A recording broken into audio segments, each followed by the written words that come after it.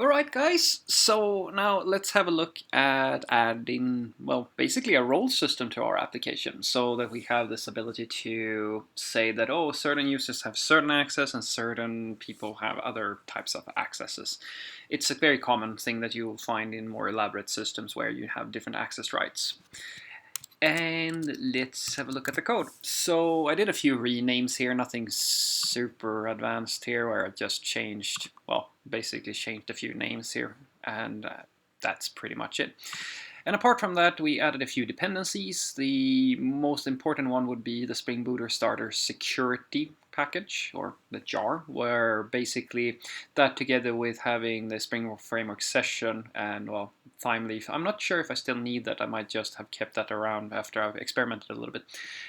This is basically it's an easy way for us to just bootstrap a validation system of some sort. And since this is it's basically an internal tool, I don't feel much of a need to go all like the full length here and set it up to the point where I would have done the same for, say, something like a production application that is going to run for tons and tons of users, right? And I did a small update to the header here. Let's actually look at the application. Let's see if I have everything running now. Yeah, everything seems to be running. Yes. So if we go to my localization localizer here, you see here that, hey, we see the application, and then I hit logout. Now that's going to move us to the wrong URL, because remember, we have a proxy server enabled now. So because basically the redirection on the validation layer is happening in the Java code. That means that the URL that we hit is actually not going to be the proxy server. Now this is a little bit of a inconvenience, but I didn't feel like it's so important for me to set up the proxy server so that it rewrites the URL to the right path, because we could do that. We could go into the dev server and say, hey, if you're trying to redirect to localhost 8080/login, rewrite that and just make it 3000 or something like that. But for now, we're just going to do that manually. So let's say that I want to log in here. So I go to 3000, and that's just as normal because I'm not restricting this route at this point. But let's say that I wanted to, where I am actually logged in now, so let's do that. And let's go to 3000 login like this. And let's say that we wanted to log in as something. Now I've created 2 login accounts. Now let's have a look at that, which is in my security configuration, which is this little Pojo that I created here.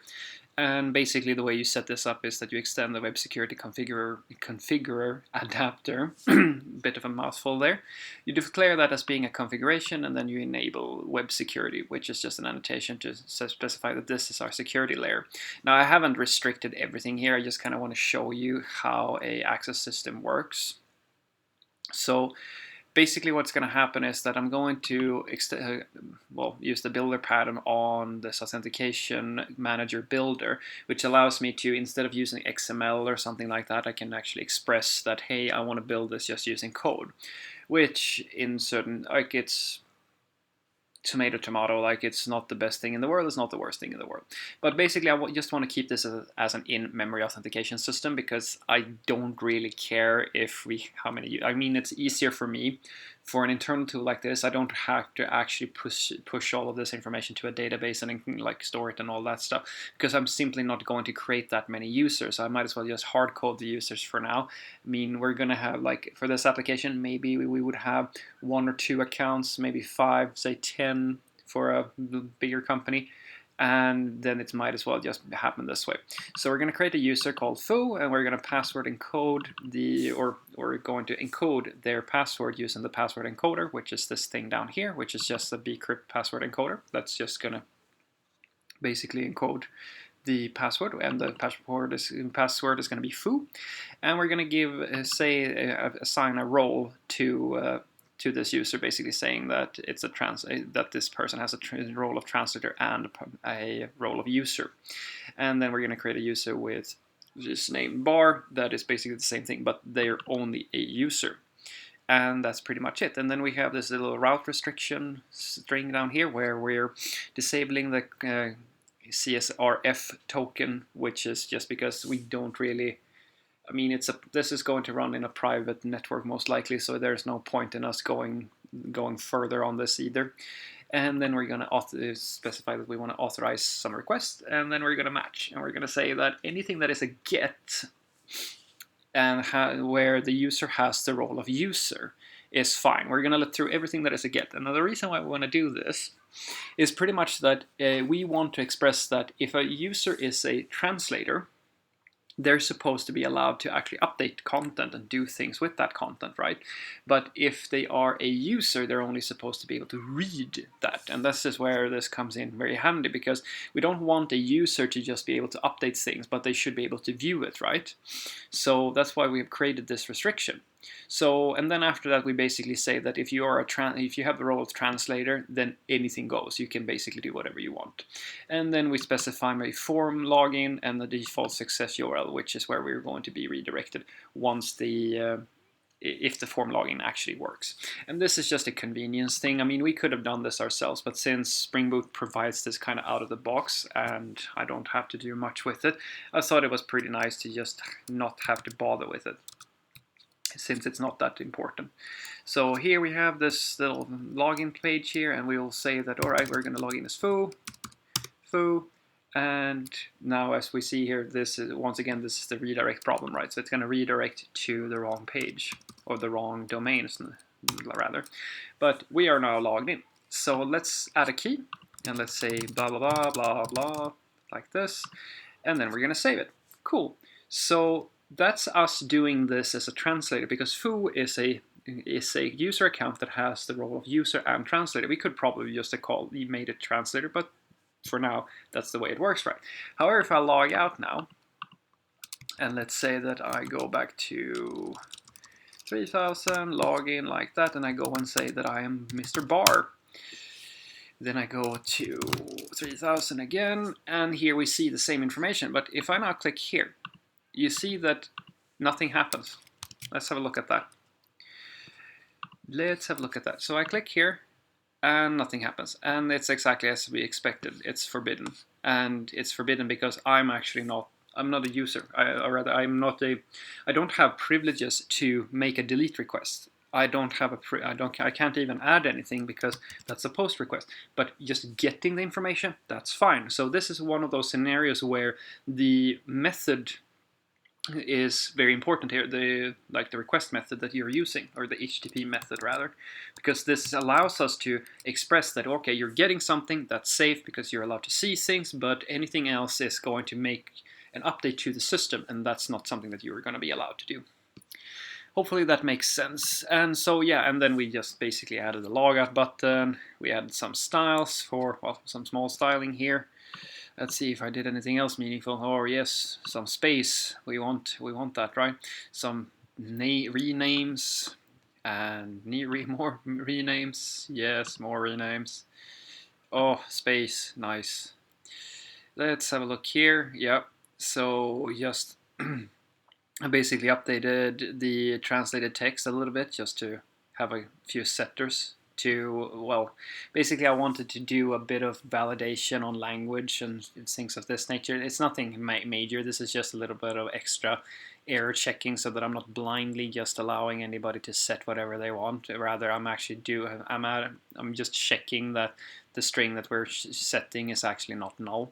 And this is, you don't have to do things like this. This is just kind of me being a little bit I've had enough problems with code that accepts null when it's not supposed to, so that, I kind of like having a bit of error checking when I know that it's a value that should never, ever, ever be null. And as you can see here, it's pretty much the same thing here. I'm just adding these not null checks.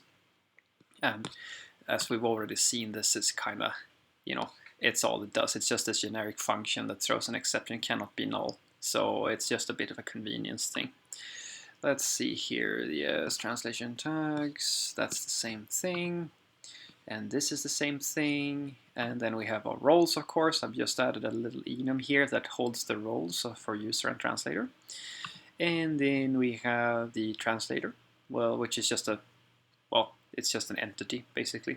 So I've extended user here, and this is one of those cases where it really, in my world, it really makes sense to use inheritance, because what I want to express here is that I want an entity that represents the translator and not a user, because I mean I could just say, hey, this is just a user, right? But the difference is that I want the translator to always be to have a role of translator. And since this is like a pure extension, and it's one of those cases where I will argue that it's better to favor it to have inheritance as opposed to composition, even though composition is usually the way you want to go when you're using something that isn't so tightly coupled. But the translator is a direct extension of a user, so I think that this is fine. And here is our user model, which is just going to be an entity, just as any entity, and it's going to be in the table of user. And then here is, well, the ID, username, password, and the role. And then we have a default constructor, because, hey, that's something we need in order for our ORM to work. And then we have our own constructor and a bunch of getters and setters. Yes, that's pretty much it, really. And our user repository, nothing super fancy here. User service, also very simple. This is one of the things that I think is very nice about, well, it's really like one of the things that I really like about Spring Boot is like if you're just using a basic DAO system like the boilerplate things, it can kind of get generated for you, and I mean you don't have to work all that much. A downside is of course also that there's quite a lot of magic. I mean, whenever I'm not doing Java coding for a long time, I have to like relearn all of these interfaces again, which can be a bit of a hassle. And then we have some new application properties, and that's basically, well, we can actually go directly to this file and I'll just show you how to set these things. This is just basically you read the documentation. So you can say initialize schema every time, because basically I haven't persisted this for any like a longer period of time because I'm doing development and I don't really feel a need to persist it longer than that. So basically I've set this to create a drop, which means that whenever we restart the system, it's just going to drop everything and just recreate it every time whenever I restart the server, which is probably not what you want in a production environment, but hey, we're just kind of playing around now. So. And here is the schema, like the JDBC schema, which is just MySQL. And then we declare and then for sessions, we declare that, hey, it's going to be a Spring session. Let's just call the table name that. And yeah, this is pretty much the configuration. Nothing super, super advanced, I hope. So I'm going to just go ahead and call this pretty much done now. And then we can move on to having a look at creating the API for getting translations, which should be the last part. Because now we have basically we have created a system that allows us to create new translations and update them and like do all this stuff. So we've kind of taken part of the administrative view on this product. But now it's time to actually create something that allows a consumer of this API to do something with the translations. So that's going to come up.